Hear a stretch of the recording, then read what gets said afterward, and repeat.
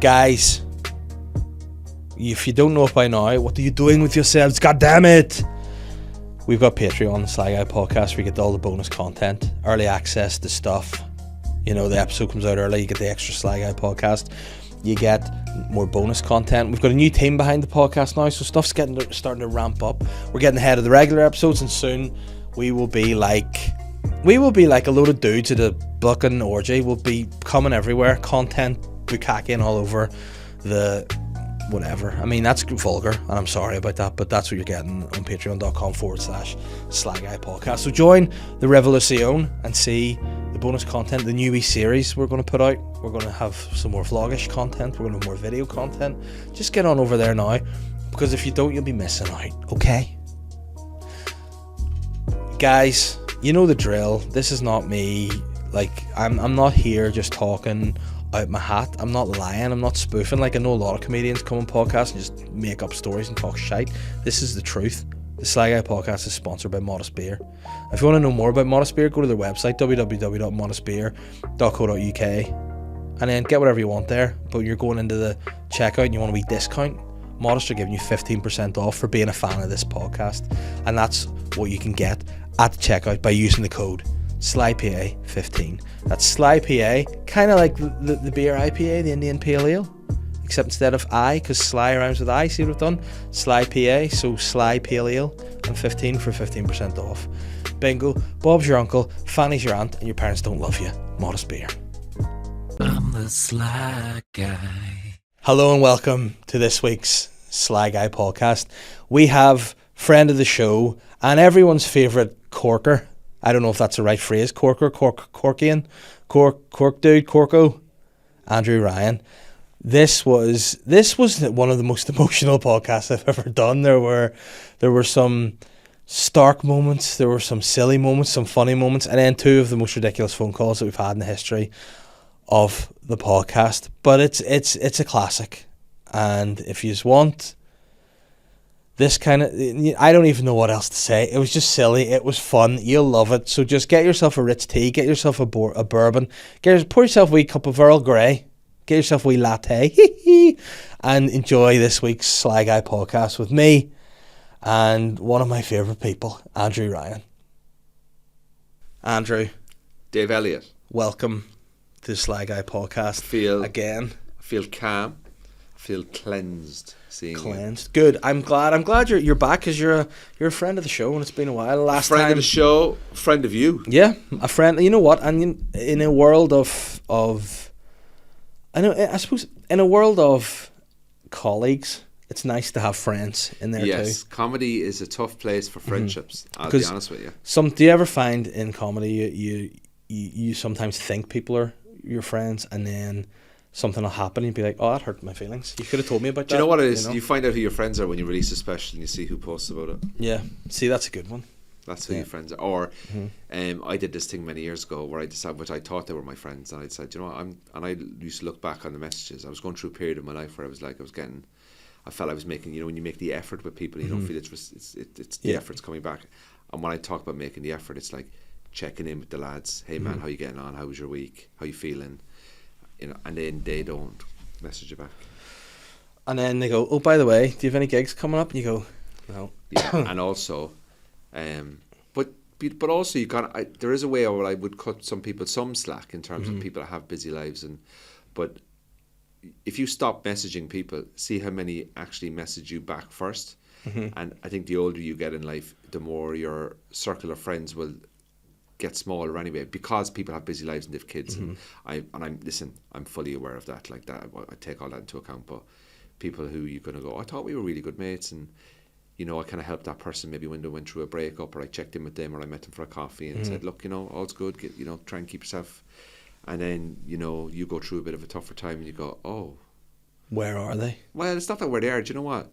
It's just a check-in. Like I won't name his name, but a guy in England, his mother died in August, and I didn't know, and he messaged me at the end of September, and he said, I'm just letting you know, man, my mum died there about 7 weeks ago.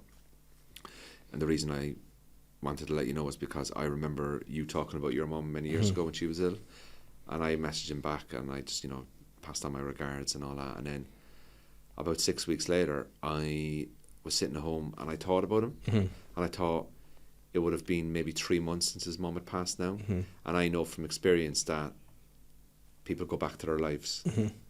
People just move on. So I messaged him again. I said, look, I'm just checking in with you there. It was actually about a week ago, I think I did it.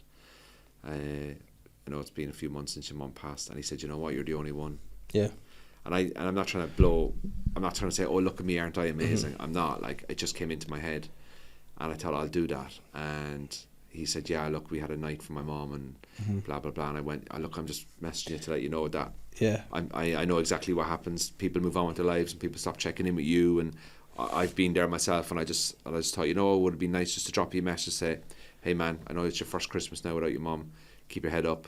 Your mom would want you to have a good Christmas and stuff, you know. Because what was funny, what made me laugh there was, I remember I'd send you a text when I thought it was your mum's anniversary, and I was like, hope you're alright today, mate. You did. And then you text me like, that's not today, but cheers. I was like, no. But I did appreciate the sentiment. No. Like, and the fact is, like, you never knew my mum. You just knew that had happened in my life, and you took and Sean Haggerty did it as well, and Aaron Butler did it as well. And like, you know, and I just went, you know what? They're good people. They're good people. You may not see them as often because you have a busy life and blah blah blah. You know, probably the next time I see you, know, whether you come on my pod or we go to the comedians' Christmas drinks or something like that. Now that is what we need to talk about, because we need to get a date down for the drinks. And can it please be like? Well, I can't dictate it, but the last time it was a Monday 2:00. Yeah, we're thinking about a Tuesday at 2:00. Well, I could do a Tuesday 2:00, but I'd have to be finished by 9 because I have to get up for work. Or what you could do is lead up to it, and you could say, you know, in work, you'd be like, listen, this is going to be happening. You need to cut me some slack the next day. Maybe I'll be on time, maybe I won't. But you know what it'll be? Box office. I will be box office that next morning, dying with that. Yeah, I'll be box office. Be a lot of fun. Just be like, listen, box office. The comedians' Christmas party Tuesday is obviously suit, so I'm delighted with that. And I really enjoyed the last one, even though I didn't drink. I was going through a period of, I don't really know if I want to drink or not. But you know what? I kind of regretted not drinking. Yeah, it was a good fun, because it was one of those ones that I've been thinking about it for a while. We need to do something, but too often we'll have like drinks or Christmas drinks, and it'll be around a gig, and there's still that sort of anxiety, you know. So I thought, you know what, let's do it. Get together and do it in a way that, because again, comedians, funny bunch. Some of them have good senses of humour. Some of them will take things awful thick. Comedians are odd, you know? People, man. Oh, so odd. People don't realise if I think you're a laugh a lot. They're odd, but I suppose you don't want to be overly too comedy heavy on this podcast sometimes, but comedians are some of the best people I've ever met in the world. Yes. And some of the most intelligent people. And then some comedians I've met, psychopaths, narcissists, dangerous people, intense, manipulators, social climbers. I class myself as somebody that likes to be in a bit of a middle. Yeah. I don't see comedy as a competition. No. I see comedy as a football team. We all play different roles in different positions. We all have a good couple of seasons. Yeah. Somebody will be scoring goals all the time, then they might fall off for a bit. You know, and but I can't score a goal unless I've got a midfielder sending the ball to me, i.e. a compere of a club. Yes. i.e. an opener, i.e. a closer. Do you see what I mean?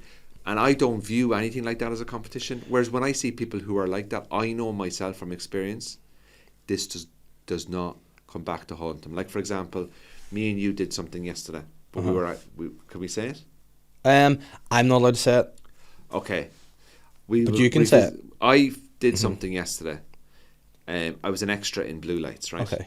And we were talking to somebody there, really nice guy. And he kind of said to me, like, oh, you suppose comedy industry and the acting industry, kind of like very different but kind of similar, independent, you work on your own, all that. And we both agreed on the one thing: the dickheads don't last. No. Because if you're a dickhead in it, you're out the gap. That would be my political belief. You know, when people are like, do you like someone because of their religion, their this, their sexuality? I'm like, just don't be a dickhead. Don't be a dickhead. It's hard enough as it is. Yeah, but it's hard enough as that's the interesting thing too. And I think personally too, you can get, because I find like I had a few deadlines on projects. There were like a couple of pitches I was doing, and I was putting everything into that to get them done for this deadline. And then when we're finished, I find when I have a bit of free time, that's when I am the most maybe mentally weak, I suppose, and I panic and I worry and I go, oh shit, what'll happen with this? Am I not working enough? Am I not busy enough? And I go, am I doing enough? Should I be doing this? Should I be doing that? And I think I get stuck in that quite a bit. And I suppose maybe in the last couple of years, I've kind of gone, you know what, if I stop and I look back, like I'm coming up to 2 years doing this full time, Yeah. still paying my mortgage, able to, money's been grand, and I'm thinking that's a success. That's all I ever You're wanted. in the top 1% of people, right? And because you're doing something that you love. You're in the top percentage. There's only 5 or 6. Maybe not. Maybe there's only 5% of people that will be doing, maybe 10%. I don't know. I'm completely full of shit here, but like, there's a small percentage. Listen, that's another thing about comedians. The comedians come on podcasts and they don't always tell the truth. So don't worry about the facts. It's not a big. What I'm saying is it's a small percentage of people are doing something that they love. Yeah. And I don't know what that percentage is, but it is small. And if you can pay your bills and feed your kids, through something that that you're passionate about, I am telling you, man, you are a success. And that's it. And I think, no matter what level, but you are a success. But see now, from looking at it to that, to be like this is what I want. I'm a big believer in the saying, comparison is the thief of joy. If you're always comparing yourself to other people, and I think that's sort of come from, I suppose, my family a wee bit. In that, like when I was starting out, maybe, obviously I'm good friends with Shane, have been for years now. But my mum and dad would be like, "Oh, Shane's doing that. Why aren't you doing that?" Yeah. Or he's doing, and it's like, no, it's he's at a different level, doing different things.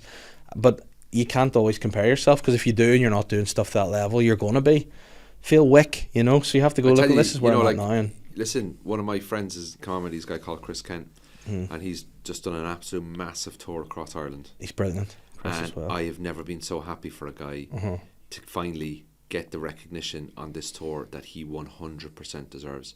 I posted about his tour. I've been messaging him saying, "Man, buzzing with you. What a tour.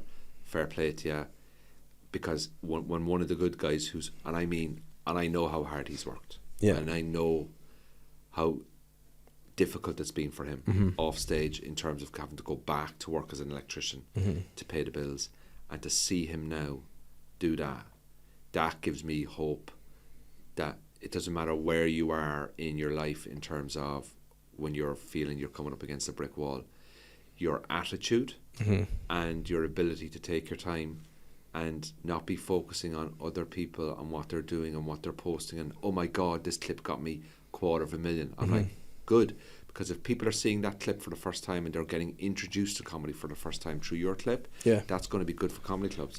I work in comedy clubs, so we all need to help each other, and there's enough stuff to go around for everyone. There's enough people, the general public can like more than one comedian. They can go and see comedy once a month, once every 2 months.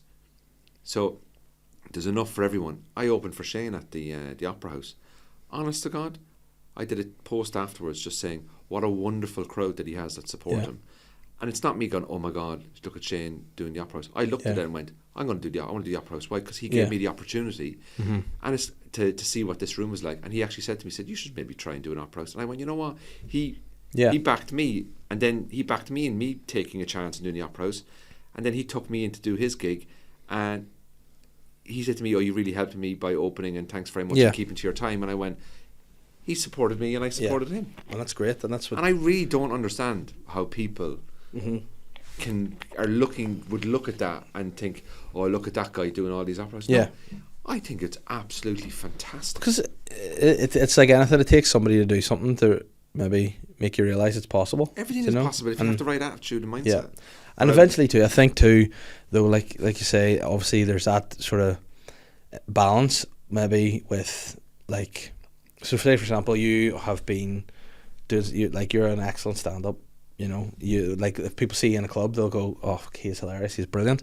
But again, all it takes is maybe somebody who might be doing comedy for a month, and they're very green, whatever. But for they do one clip, say it goes viral, and then they get all these followers. It's the balance at it. So I think no matter what you're doing, what your product is, the base level has to be quality. So you have to be a good stand-up before. The way I look at it is that there's a lot of people skipping the streets, the scene. I love how they said like something out of Top Boy there. A lot of people skipping the streets. Yeah, like what you can't. There's no hiding in comedy. No, you're getting instant feedback all the time. And one thing I love about it, it is a really true art form. So, for example, like I've been doing stand-up 15 years. I've only been in Northern Ireland 3 years. But before I was living here, I was always performing here. Yeah. And I remember somebody sent me a really shitty message on Instagram going, the only reason you're doing well is because you're in Northern Ireland. But I didn't know you then. Sorry, I apologise. Every single clip that I did well was Uh-huh. posted from London. Yeah. But So how can I be doing really well if the comedy clubs I'm playing are in London, but Mm-hmm. I just seem to have a house here? yeah. Obviously, you know, I've gone on the pods and stuff like that, and I do my own pod, and then I go, yeah, but I've come over here with 13 years of stand-up experience Yeah. underneath me. I'm not starting here. Yeah. I'm actually gigging more outside of here than I am here. Yeah, but what's happened is my experience by coming here and getting to know everyone, even though I knew a lot of you anyway. Yeah. It wasn't like I knocked on the door and I'm like, hi, I'm a new comedian. Yeah. It was like, oh, you obviously probably knew my Yeah. name before I came here, Yeah. did you? Yeah. Yeah, because comedy's a small scene. Yeah. So like when I came in chatting to Shane, But see, one thing though, there was a period of time where there was a slight confusion. Whenever I'd sort of first heard of you, there was another comedian with a very similar name, who's no longer a comedian. oh yeah, I've And had then- the problem with that as well. And yeah. sometimes I've been like, oh, I'd be like, oh, you know, I mix it up, and then now I'm like, I'm the different thankfully, one, yeah. thankfully I've got it right this Unfortunately, time. there's Yeah. been. I'm not going to go into too much That's detail, right. but like there's a certain comedian who, how would you say, is not in the comedy industry anymore because of certain behaviours, and I think it has happened that they actually mixed me up with that comedian. Yeah. Which, look, it is fine, Yeah. but let me just say, these things happen. But I wasn't that person, and obviously people realize, oh yes, Yeah. there's two of them. So, but like when I came in here, I realised the warmth of the comedy scene. And anytime an Irish act moved to London, and I'll tell you this, I've offered them gigs. I sent them my contact list, like Willie T. I've tried to get him into the Glees and stuff. Yeah. I've spoken. Shane has asked me for stuff for London, Yeah. which I've passed over. I said, look, man, you want to do that?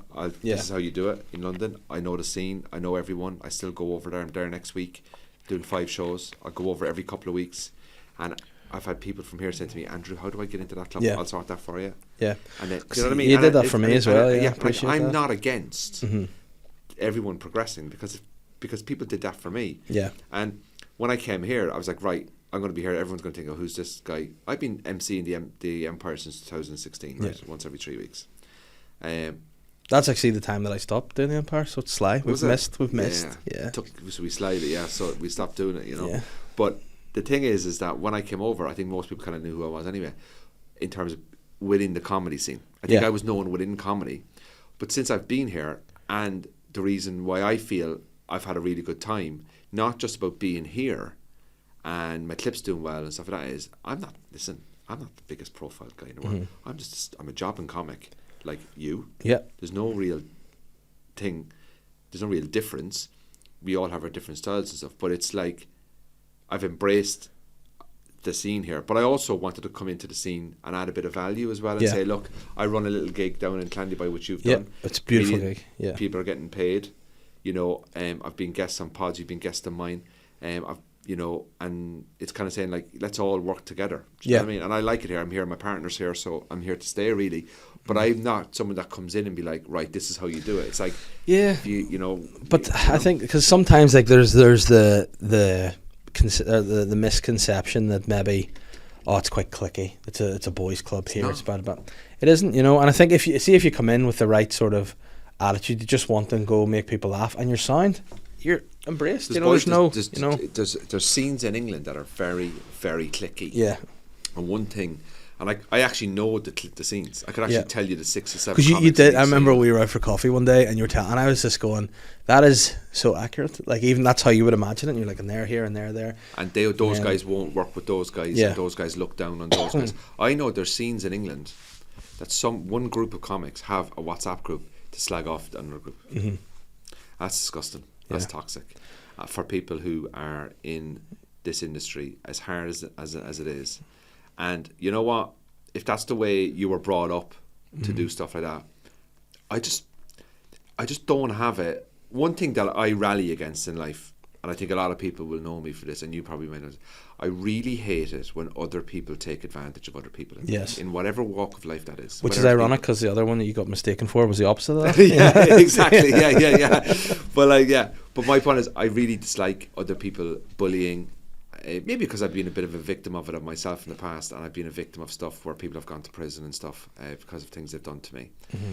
And whenever I see a newer comic, a younger comic, or a group of people ganging up against people, and I kind of relate it into my comedy as well, whereas I don't like big companies manipulating Yeah. like, you know, with the winter coming in, I always say, look after your grannies, get them on the cheapest tariff for the gas and the electric. And if there's a man that knows the there's a tariffs, man that knows about tariffs to me, the amount of people that message me about their flights and stuff, and I love that, because I say, listen, I hate it when other people get shafted. Yeah. And I like to stand up for people who don't get shafted, because, you know, I've been shat on. And I think I like to bring that into my comedy as well a little bit. It's just that, like, I just get fed. I just don't like it when other people are fucking doing other people over. I really don't like it. Because again, it's not sustainable too. You know, I think a lot of time you shouldn't stab your friends in the back or people doing some things in the back to further yourself, because in the long run, whenever things are maybe the ship's a bit rocky and you need someone to help steer it, the people that you fucked on the way, will be like, well, do it yourself. But another thing as well is like the amount of like what I would say about the comedy scene. I know we're kind of pushing on the negative angle of the comedy scene here. But hey, this is what the podcast. It's the Sly Guy podcast. Get on here. But like to say is that the comedy scene is a great scene. Yeah. Like I know, and I'm going to ask you this question. Mm-hmm. This is an honest question for you. Something happens in your life today. Yes. And you need to ring somebody, and that person needs to show up for you. Yeah. Say, for example, something happens. How many outside of family? Outside of family, take away cousins, uncles, and aunts. Outside of family, people that you've met organically through work, career, whatever. How many people do you think you can ring that would pick up the phone and you go, I have a crisis right now, and they go, where are you? And you go, I'm in Bangor, I'm in Hollywood, I'm in wherever, and they go, I'm on my way. How many people do you think you have that in your phone that would do that for you? In my phone, that would, outside of my wife, outside family? Of family, that you've met organically through life, like. It can be work, it can be friends, school friends, anything. How many people have you got that you know will turn up for you instantly if you have a problem? 5 or less, maybe? Yeah, I'd say I have 4. Yeah, you know. And I always ask that question to people. Yeah. How many have you got? But I'll tell you a true story, right? Last night, I was coming home from a gig. It had gone on a while. After it had finished, I wanted to speak to some of the guys who put it together. So I stopped and had 1 pint of Beamish afterwards, because I had no Guinness. And I had but I knew from the day, like, I don't know if you find this, for me, if I have a lot of work on, like say I have a few shows, there's a lot of planning, and you go admin and all that. And when it's done, I find that's the time I'm normally a bit like, I'm exhausted, and I sometimes get the cold and blah blah after a big run of things. And after that gig last night, I got my set done, it went well. I was like, thank God for that. And I just felt a headache coming on, a real bad headache, and I didn't have any dinner or anything. So is it because I've not eaten? Is it because then I had the pint of Beamish? I was driving home in the car, and I was thinking, I might need to pull over here. My head is like, it was pounding. I might need to pull over. I might even get home. I thought I might need to, but my dad, he was out drinking. Right. So he was out with his mate. He couldn't come get me. My mum was in London visiting my sister. Catherine was in bed. She was working. Obviously, my children are too young to drive. And I was like, what happens if I pull over? And I thought to myself, you know who I would phone? Aaron Butler. There you go. There's one. I'd say, you know what, I'd phone him. I'd rely on him in a crisis. And again, if he phoned me in the middle of the night and needed me, I'd be there. Right. You know, so that was one of the ones. Do you know? And you're spot on there. Aaron is in one of my fours, right? And he's only someone that I've really gotten to know over the last couple of years. He's a very honest and genuine guy. The biggest compliment you can take as a person, is when somebody you know, say for example, Joe Bloggs has a crisis in their life, and you're one of their 4. Yeah. When somebody rings me, and I've had it maybe once a year, I have a core group of say 5 people, say a couple of people, 2 people in Cork, 1 in England, and 1 here. I'm ignoring partner and family now, right? So I have a friend of mine in England, Sabine is her name, we've been friends with her for years. Whenever there's a crisis, she rings me, can I pick your brain, what would you do here? And I'm not saying my advice is always right or wrong, or you know, I just give an honest opinion. I say, look, told me to be honest with you, I think maybe you might have come at that at the wrong angle, or maybe you shouldn't have said that kind of thing. When someone rings me and asks me for advice, and not a lot of people do, but when they do, I take that as a great compliment. Yeah. Do you know what I mean? Yeah. So like, if you rang me, I would like to think like if you rang me and you were stuck, I would obviously come and help you straight away. But I take it as a great compliment if someone was in a crisis and they rang me, that they would value me enough to be able to step up for them. Yeah. And my mother used to always say, go to bed at night, put your head in the pillow, knowing that you didn't do anything that day to hurt anyone. And that's how I live. That's how I would deliver. Yeah. I would deliberately go out of my way.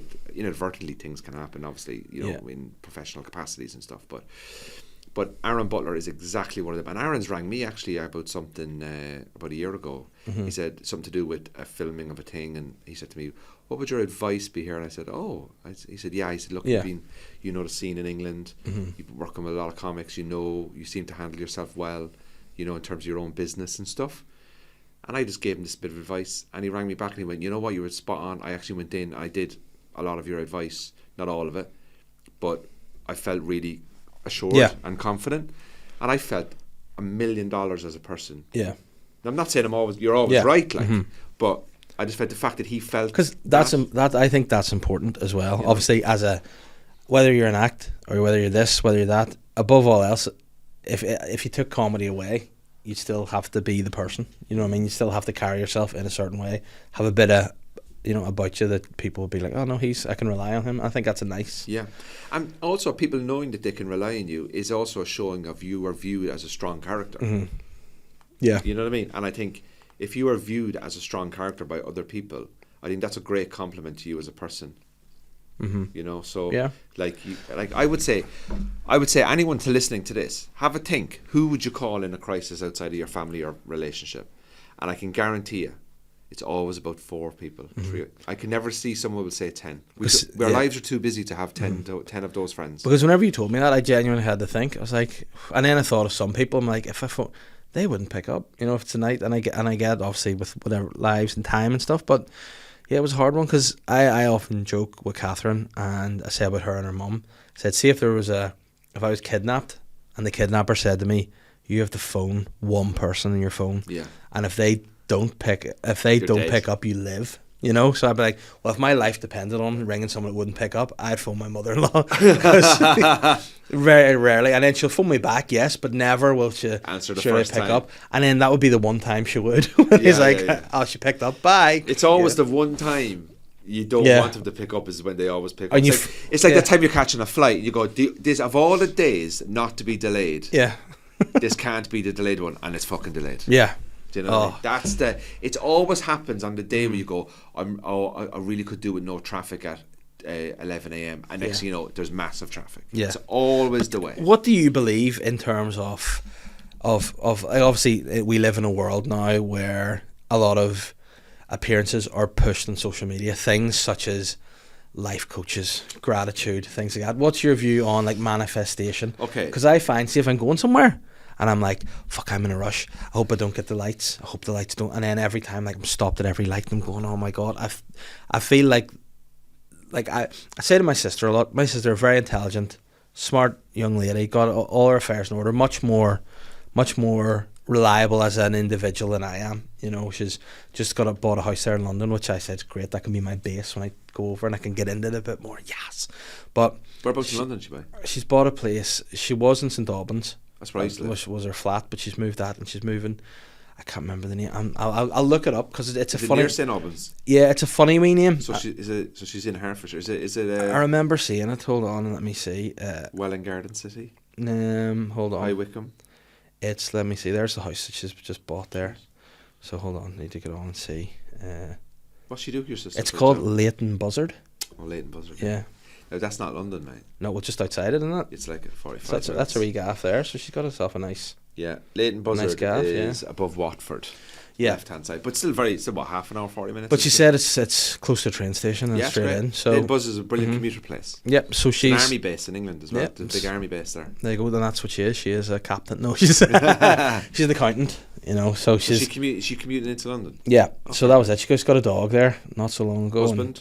No, a dog, an actual puppy. Okay. Yeah, not a husband. Right. Not yet. Not that we know of. Well, fair play to her. Well but done. Yeah, so she got that and was living in the flat. So she's like, no, I need to move and blah blah. So like, okay, that's an expensive dog. You've had to go and buy a whole house for. But she's buzzing about it. That's great. But I'd always say to her, like, we are obviously from the same place, i.e. my mother's womb, and we have different outlooks. Because I think sometimes there's something bad. For example, when she comes home, she'd maybe go and see her friend. She'd be like, oh, I have to go here, I have to take this here, and everything's always the negative. Yeah. I say, like, you've got friends, be happy, go enjoy. Don't be. You're home, you don't get to see them that often. Yeah, like, oh, I need to go and see my aunt here, and now my aunt's dead. And it's like, you should, and you remember those moments. Like, just, you're doing well in life, enjoy it. Have a positive outlook. Because if I find myself, if I get negative and everything's negative, it brings everything down to be more negative. Whereas if you're a bit more positive, you're like, I'm coming here today. This is my job. I'm doing 2 podcasts with 2 of my friends, and people, it's great, Yeah. So I just trying to say to her, that attitude, you put a bit of positivity out there. Do you get it back? Do you find that? Do you do gratitude journals? Do you start your day and look in the mirror? No. Do you believe winners win, or do you believe they don't?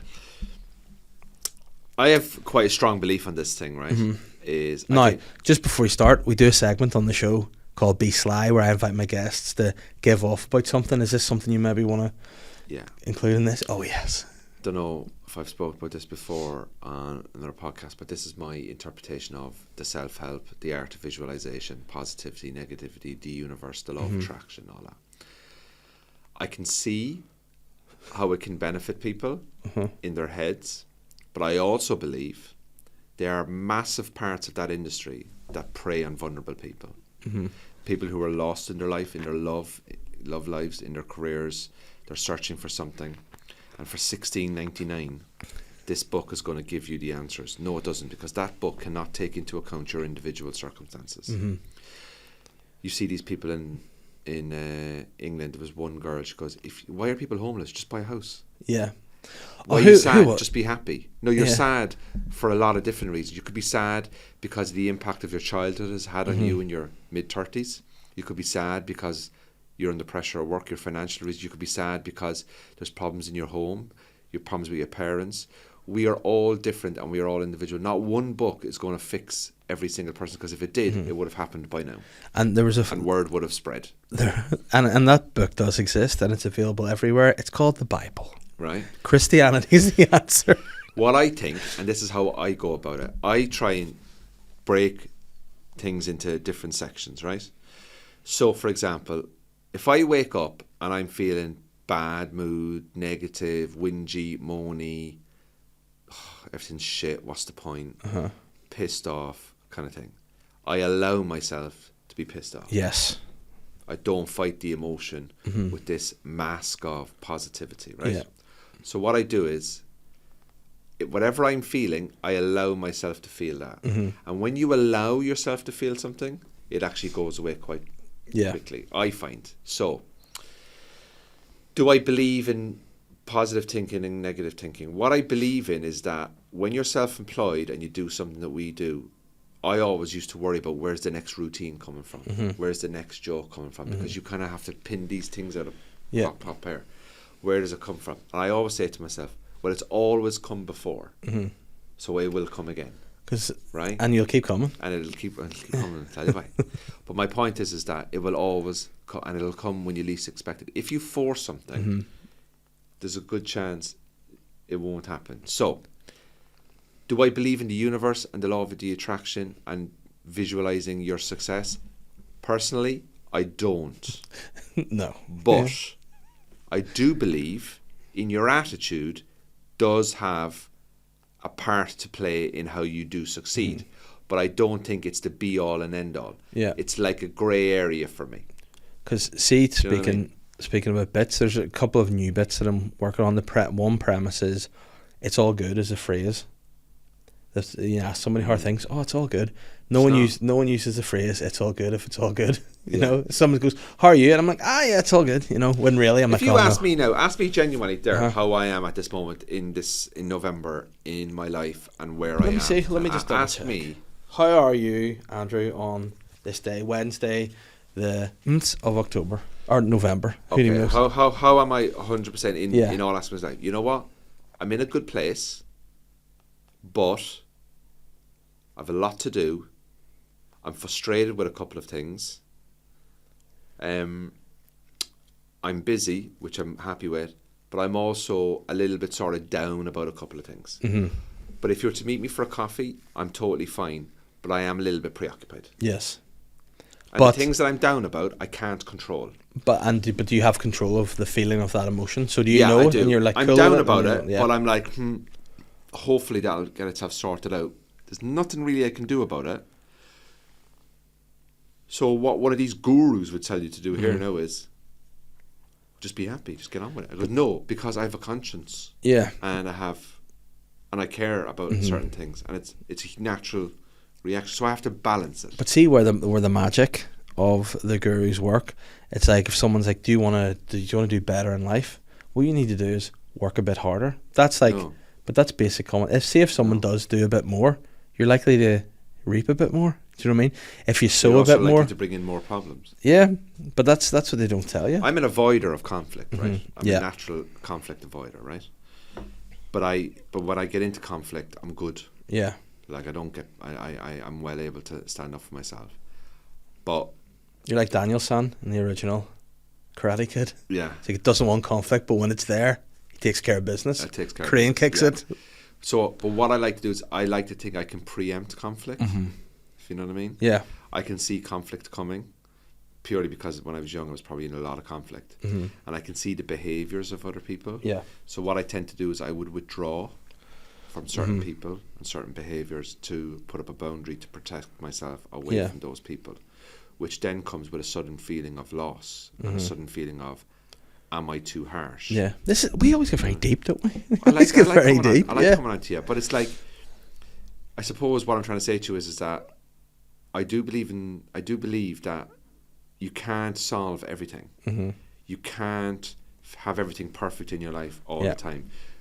And all these books that are telling you how to make you happy and all that, happiness is different to every person. To me, happiness at the moment, for me, is at the moment, I'm very happy at home. I'm very happy with my career, but I'm also annoyed that about certain things in my personal life and in my career, and they're never in any way ever going to be perfect. Yeah. So the sooner people start to accept that life is actually can be a kick in the balls, you know, you're just going to go, okay, but what can I do to manage it? What you can do to manage it is making decisions away from emotions. So, for example, something happened recently and I got really annoyed by it, and I picked up my phone to ring somebody to react to the decision that was made. Yeah. And I decided to step back. Yeah. And I decided not to call that person. And I waited 2 hours. And in that 2 hours, I wrote down why I thought they made that decision based on what they would know and why am I feeling that way. And then when I rang them, when I actually had a chat with them without any emotion, the actual reasoning for their decision made total sense to me. Rather than me ringing them and going, what the fuck's all that about? Yeah. But actually it was like, hey man, just checking in, just wanted to check in. I saw that's happened. Can I just ask, you know, like how did that come about and stuff? Because I was just curious, really. And they would go, oh, he's quite calm about it. So they told me, and I went, oh, right, okay. Oh, I can see how that would happen, yeah. No, it's just I was a bit shocked by it, and I can kind of understand it now. Rather than me ringing, say, a family matter, and ringing and going, what the fuck have you done there now? Like, why have you done that?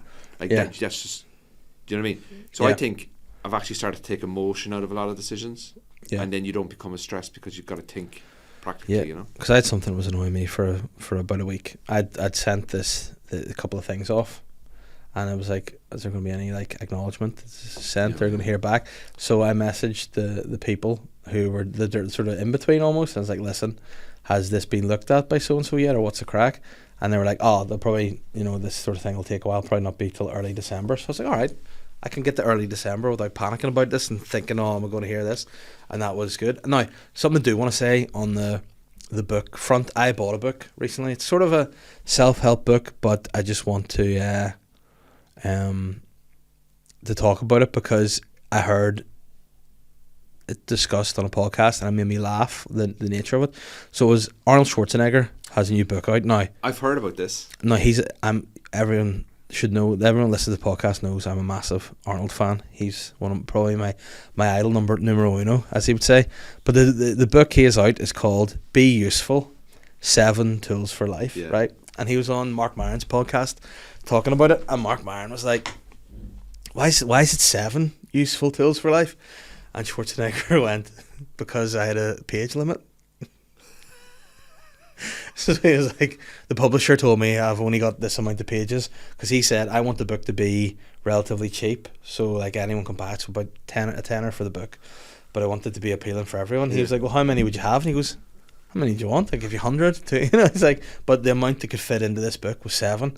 So it just goes to show, you can. There's no infinite amount of. You can't do everything. You can't. No. See, he just 7 useful tools because. Give me one of his useful tools. Haven't opened the book yet. No, haven't opened the book yet. Useful tool is open the book. Yeah, useful tool. Open it to read it now, and you're like, well. So like. Yeah, like when I see stuff flicking up on Instagram and TikTok, some of these people, I look at them and I go, you're not even doing what you say you do. Yeah. A lot of it's a load of shite. And I think a lot of it is people masking their own insecurities. Here is what you need to do to be successful. Well, success to you and me are two very different things. Yeah. But then do you not think with those two, sometimes I look at those sort of people and go, money and life is anything. I mean, you could never be down and out because these people are just spoofing, making all this stuff up, and people are buying it. So if you could, there's ways to figure it out. Like some of them remind me of pastors in America. Yeah. Where they all go, look, you back me and I'll back you. You Yeah. cover that area, I'll cover this area. It's like, oh, so and so read my book and he said it was amazing. Yeah, but when you look into that person, they're equally as fucking dodgy as you. Like, yeah. But then, you know what? See if it's someone like, oh no, I'm just stressed out. I don't feel like I've enough time to do anything. Self-help guru. Get up at 4 a.m. and they're like, oh shit, I have 4 extra hours of a day. Oh, did you ever see the one about the guy in America and he does a TikTok? It's gone viral on TikTok. I'll show it. I'll get it to you. Maybe you clip it up here. He goes, I get out of bed at 4 o'clock. And me and my wife, we do meditation and we breathe and we have reflexology. Then we walk. We do our weights. And then at 4:45 we sit down and we reverberate interior fucking fixations and we streamline our thinking, and then at 5 o'clock we do cardio. We finish cardio at 20 to 6. Then we wake the kids up. We have breakfast together. We have peace, and that's how I start my. And you look, and people have stitched the video, and everyone's like going, "This guy is talking such fucking bollocks." And then the other guy goes, "What you do on your day on a weekend?" He goes, "Well, I have a lion. I get out of bed 6:45. And what about Sunday? Maybe 7:15." I'm like, "You don't do this, mate." No. You're telling me you're doing all of that before your kids wake up. What about like your young kids? Are they not waking up at 1 o'clock to be fed? Are they not waking up at 2 o'clock? Are you not? Like, what time are you going to bed at, mate? Yeah. He goes, well, I go to bed at 7 o'clock. But then that's a normal day for you. You just moved your time zone around. Yeah. So you're getting out of bed at 4, but you're going to bed at 7. Well, if I go to bed at 11 and I get out of bed at 8, it's the exact same thing.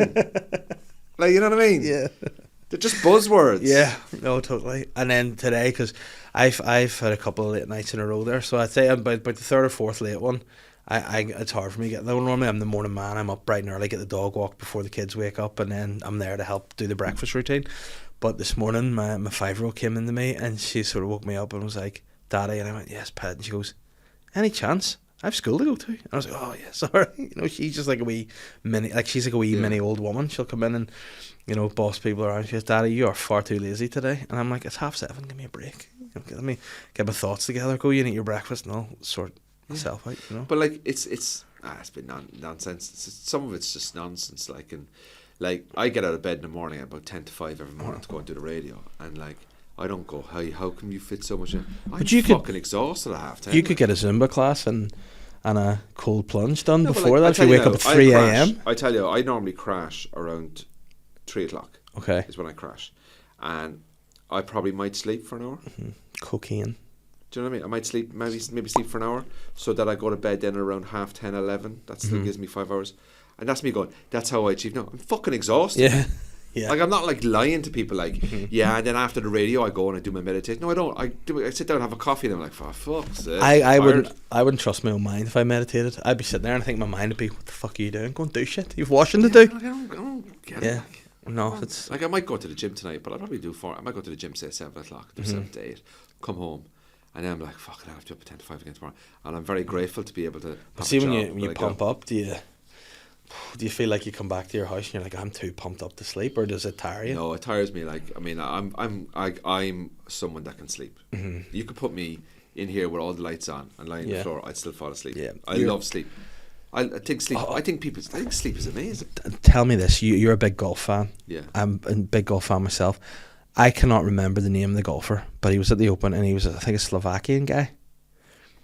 But I was when the Open was here at Royal Portrush. We had gone up for a couple of days to watch it. And now, when you're staying up, you're watching the golf. There's pints. Yeah, this guy's going to have a few beers. There's hangovers the next day on the course, and when it's wet, but then it's hot. the ground's just like, oh, it's like a wee steam room. I was sitting down watching the golf, and then I thought, oh, we lie down. I'll lay down. There's a photo of me lying, sleeping on Royal Portrush Golf Club, and I started to snore. And I was woken by a steward because my snoring was putting this golfer off at the actual open day. I've never been more embarrassed in my life than What when did I the woke steward up. say to you? He was like, oh, your snoring's distracting the players. And all my mates were like, ah. And I said, oh my God. So I was just lying there.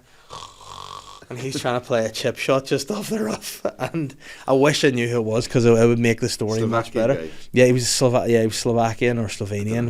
Yeah. But or maybe Czechoslovakian. But it was just All the same, innit? yeah, all those guys. But it was it was an embarrassing moment. That was the worst place I've slept. We went to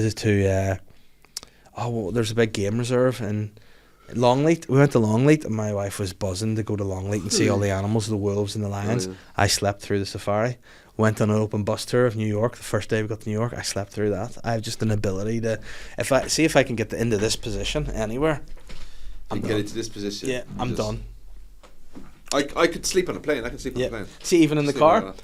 there's a thing in our car when my wife's driving. Like if she goes to me, if your arm goes down the side like this, she's like, you know, that's you getting into the position, and that's me gone. And I think people are like, oh, I can't sleep. Nah, you give me 5 minutes in quiet, I'm gone. I fell asleep in a podcast once with Shane. On the sofa. Yeah, no, one like this when we were doing Boytown together. He was telling this story, and I think I just had Holly. I just had my first kid at that point. And I think I was just sitting there and he was telling the story, and you can actually see my face kind of go. And then I sort of wake myself up. I'm like, oh no, sorry, I fell asleep. Do you notice when somebody talks about falling asleep, you become tired? Yes, like you Why just is started that? yawning. Why is that? Yeah, but That's listen, probably fine. But why? Since you're talking about sleep, I'm actually Yeah. starting to feel tired now. because now we're thinking about we're two guys who can sleep, and we're going to have a sleep off here. We're like, if you can sleep anywhere, let's go. People are like, oh, you got to be busy. Like, Mm-hmm. you know, the way you go back to like this, people say, oh, I've got to be busy. I've got to be doing things all the time. No, you don't. Sometimes you No. know, you just do a little bit every day. It's fine. Because my what Catherine for her birthday for some reason wanted a weighted blanket. You know the sort of blankets like children with autism have. She wanted one of these for some reason, just for extra comfort.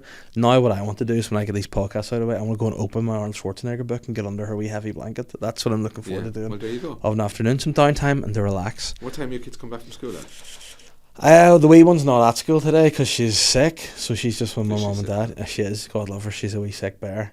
And then the big one was sick a couple of nights ago. I was just about to go on stage and I got a FaceTime. I was like, what's this? And it was her. She said, I just want to say tonight, Daddy, I feel so sick. Started crying. I said, that's just what I need.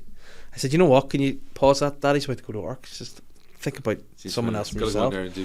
there and do jokes about you. Yeah, how about you being a prick? And you've just given me more material here. But no, you feel, but then the next morning, she's such a dork. She's like, no, listen, are you well enough to go to school? And she's like, I don't want to miss school, Daddy. I love school. I'm like, nerd. What a great attitude. Yeah, but no, like the other morning, she got up and in the morning, like usually to try to manage time, I put like their tablets on when they're having their breakfast, so they like watch Chipmunks or something, and I'll go and do a wash. I'll get the stuff together for them and gather that, and that's distracted.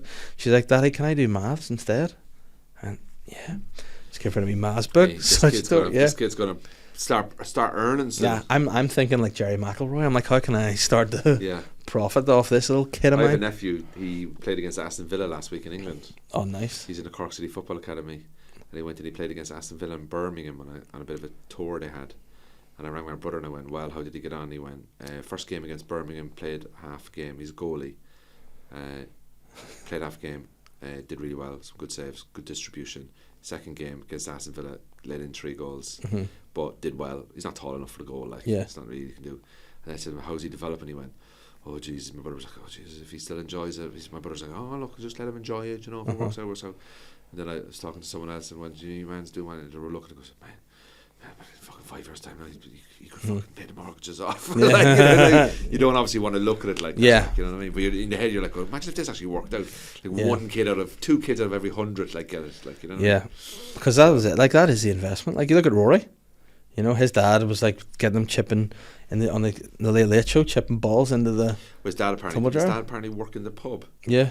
to get extra shifts so he could pay. Yeah, Imagine being Rory McIlroy's brother and what you do is work in Spar, yeah, but you know you what know, would or be, something like that. Like, but it would be worse if Rory made it and then it was like, it's not mine, it's not your money, Dad. Fucking chill out. Yeah. It's mine. He's like, oh no, but I went through. You may get a few extra shifts. oh, I'd say Rory McIlroy has sorted out his yeah, family. no, he's a good guy. He's Have a you good met guy. him? Yeah, I have. All right. He was a couple of years below me in school.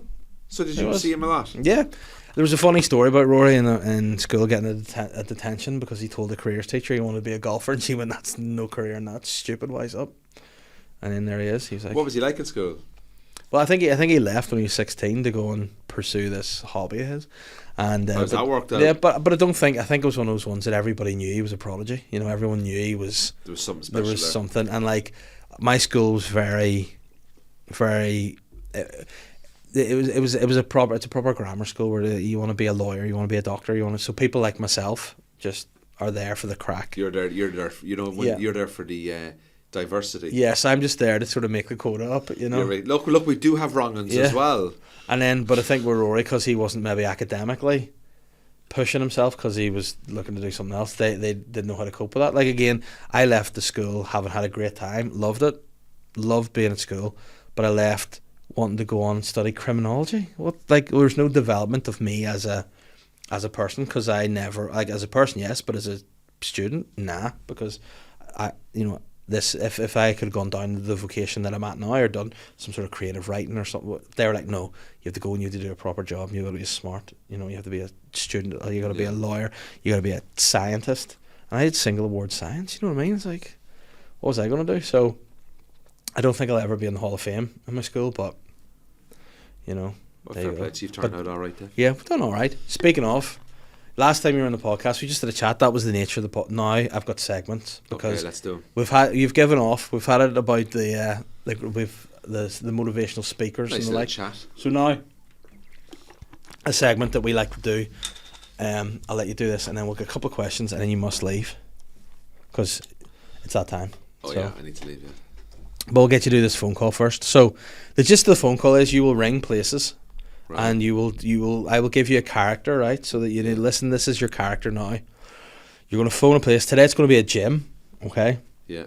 And what you're going to do is basically let them know that you're new to the area. So you've just Okay. moved in. And it's very important that you let them know that you're keen to show people what you're about in the area. No one knows what it is you're about, but you're keen to show them. So in the gym, I want to join a gym. I do a bit of bodybuilding, bit of weightlifting. I want to come in and show you what I'm about. Yeah. Show the people of your new area, not even just the gym, the wider say community. like, am I alright to around the come in town. there in what is it, vests? Can I Yeah, come well, in? no, so are you what- allowed to work out topless in vests? So and what? stuff? Yeah, you're very pumped. I want you to say you're pumped up. You like pumping. Pumping's a big thing for you. Say you're probably the most pumped in your town. Do you know Cork? Okay. And see if they're aware of Cork. And you want to stand out in London. That's where you're phoning. You hate vests or you hate sleeves. So you hate sleeves. It's just a thing. You're allergic to sleeves if you want. You love vests. If you can put a bit of oil in the arms too to show them Are you off. blocking your number here? That's good. Yeah. No, you have to block your number because I'm showing you on the. So I have to how it ring for goes. my number? Yeah, but you have to block the number. So How do I block my number? let's see what sort of go to your hide your. You can do a Settings. 141, can't you? No, settings, isn't it? Yeah, and then do it through there, and I want you to. How do I do it? The gym has to make you a promise, okay? So you have to promise I that can't do this, mate. they can guarantee that you sustain a serious pump, and can you promise that you'll do that? Where is... And if you're struggling, you know what? Here, you know what? I'll tell you what I'll do. I will send you my wee list, all right? And you can have it on your phone. You can ring them on my phone. Does that sound better? Is that alright, yeah? Yeah. Yeah, you ring them on your phone. So here's your list of buzzwords. Let's see. Fire this over to you now.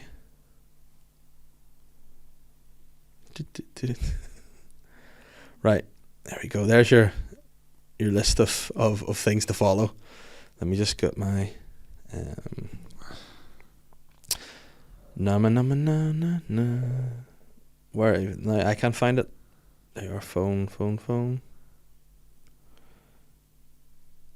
Show my caller ID off. Right. Fuck, mate. Let's do it. What's the gym called? We're not say, but we'll just phone it, and it's quite like it's a private members gym, so you just and make sure at the start you're saying I'm making a few inquiries. Hi, good afternoon. I'm just ringing because I'm just ringing around looking to see is it possible to inquire about joining up and stuff like that. I'm kind of keen to show people what I'm about and stuff. Yeah, absolutely. So all of our tours, and I can't actually discuss any prices Okay. or things with you. Unfortunately, everything has to go through to Alright. Yeah, she's our membership manager. If you'd like, I can give you her email address, and you're more than welcome to email her and organise a time, Yeah. have a chat. But it's kind of all I can really do for you. No, there's no worries. I'm just because I've just kind of like moved to that area, and I'm just curious because it's certain gyms like this is going to sound like pretty silly, but like I used to do a bit of bodybuilding, and I used to do competitions back in Ireland and Cork and stuff where I'm from. And do you guys, is that gym like? Because is that gym suited to that type of lifting, or are you more of a casual gym and stuff like the way some gyms can be very, they can be very one way. Do you know what I mean? Like, because I wear vests and I stuff. need to probably pass you on to the gym, and they can probably answer all the questions. So I'm just Okay. not too sure in depth about the equipment. That's all. Yeah. Cool. Yeah. Do you want me to do that? Yeah, cool. Cheers. I'm pumped for it. Yeah, I'm already pumped. Thank you so much. Sure. Okay, I'll pass you through. Thank you.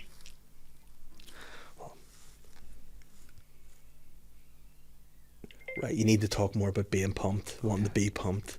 You want your arms, you hate sleeves, you want to wear vests, the oil. Yeah, you can do it. Just go for it once the hands are on mute. So yeah, I'm just pretty pumped up. Can you guarantee that I'll sustain a serious pump?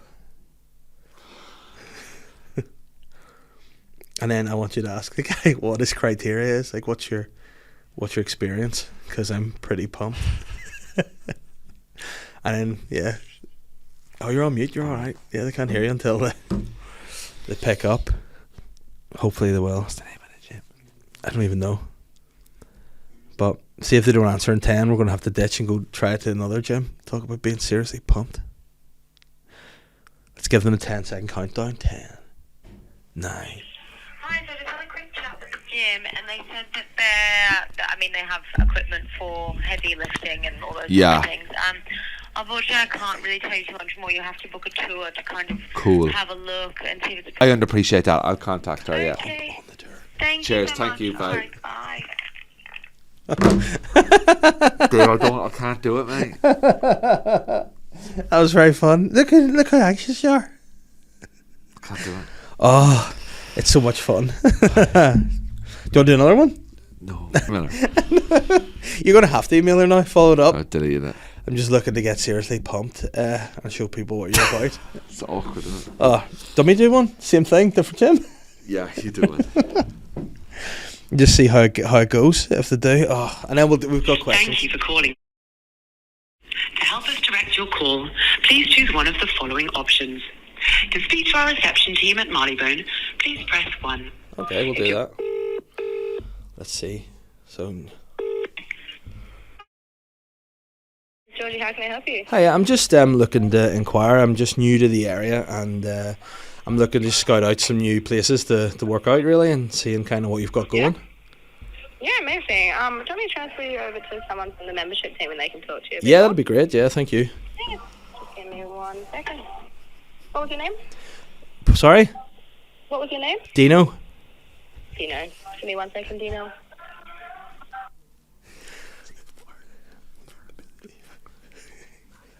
Oh, what? Go ahead. I've come from Ireland, Northern Ireland. Yeah. Spent a bit of time inside, come out, I've had to relocate. Okay.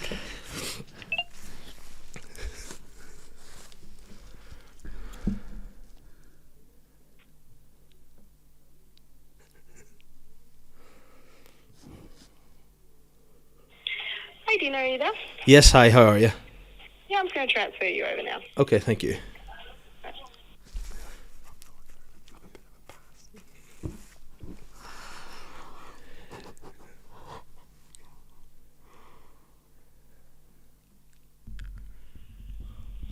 Hi, good afternoon. Hello, how are you? I was just speaking to your colleague there, just about possibly getting a few queries answered about the gym. I'm just new to the area. I'm from Belfast, and I'm just trying to show people really what I'm about, and just get in and get into the community and stuff. And Yeah, I'm just that seeing shouldn't be a what the problem at all. crack I is. didn't get what is your name, please? My name's Dino.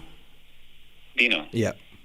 Dino, my name is Rui. I'm from the membership team. So, Hey, Rui. what are you looking for in terms of training? Is it would you see a place to train? Do you need personal training? Do you need classes? What do you like to do? Well, I'm pretty much into my training. You know, I'm quite a big guy. I was in a place where I was getting to work out sort of every day there for the last 8 years, and I've just moved over to London from Belfast. I'm trying to fit in. I've just had to kind of move here. I don't want to go into too many details, but it's not really my choice.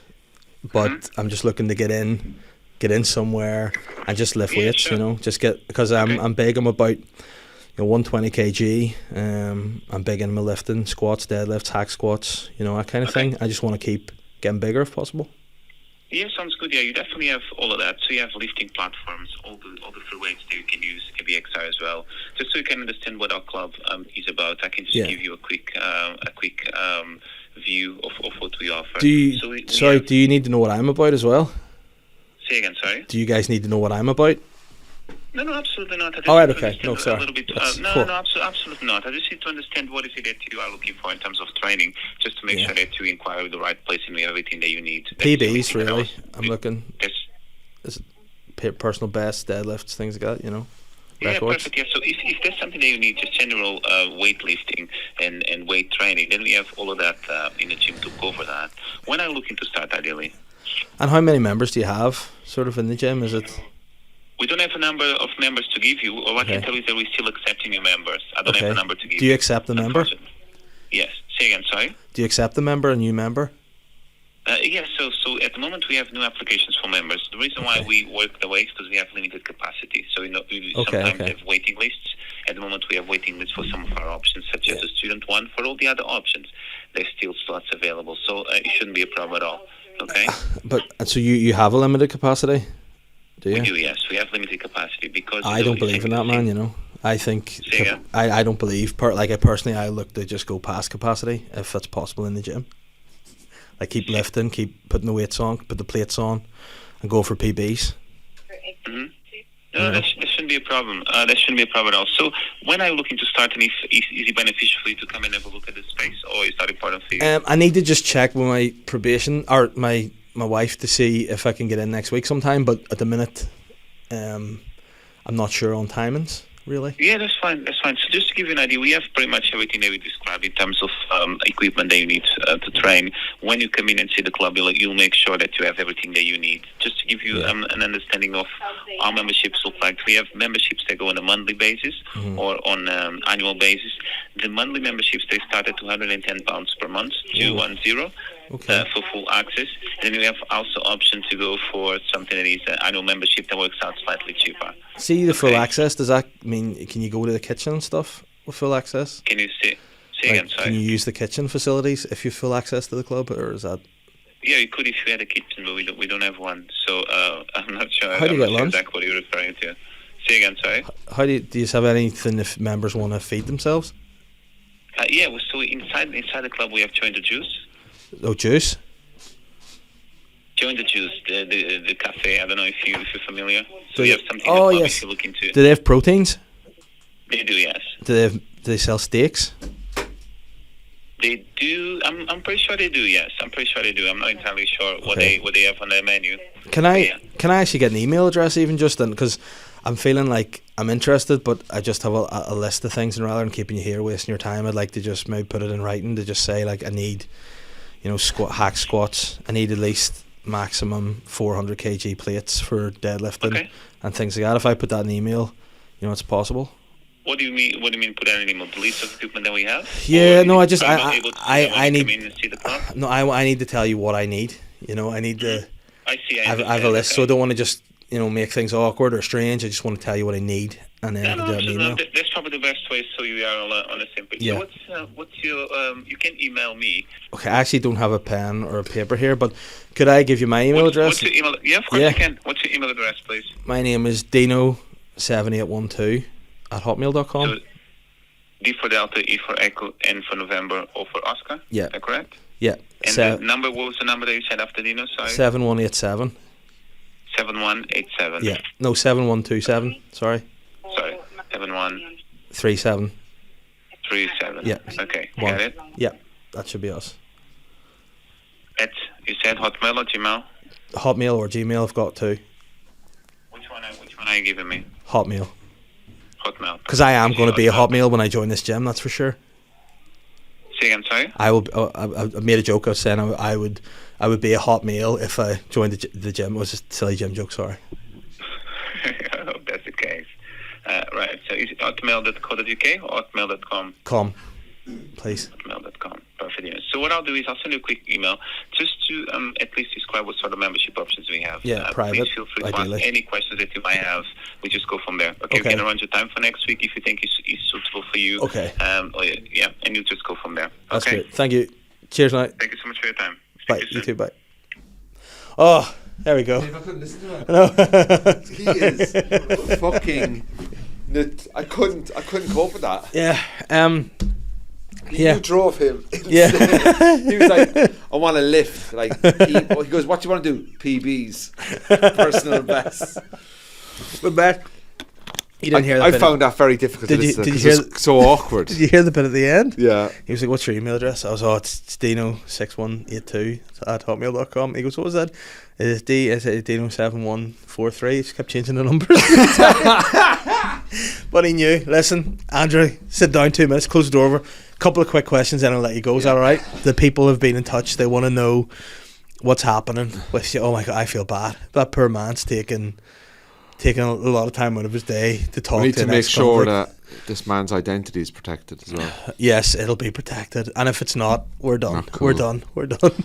Right. You all right there? Are you Couldn't okay? listen to that, man. No, you're okay. Let's see.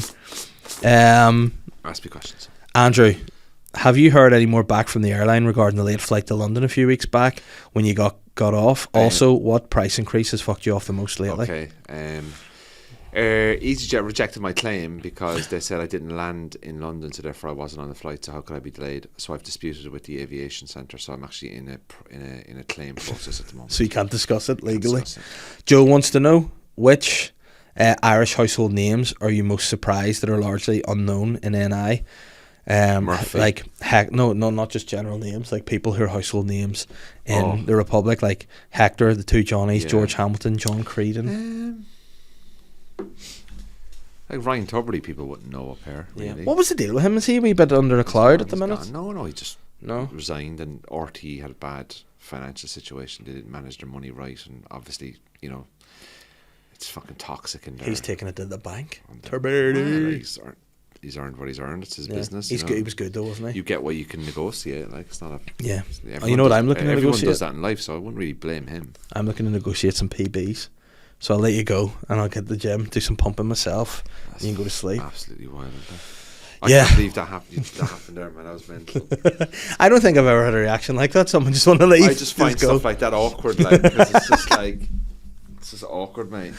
Anyway, Anyway, where can people find you if they don't already know, which I'm sure they Cork will. and but our never. podcast, Q Radio, and at Andrew Ryan Comedy on tour later in the And year. generally On tour Hollywood, next- around Hollywood, just see if me you're in some looking coffee to. shops, sitting on my Yeah. own on a laptop. Come Oh, what say about hi. our wee old coffee shop shutting down? Shame. Yeah. Anyway, coffee, onwards. All the best. We wish you well.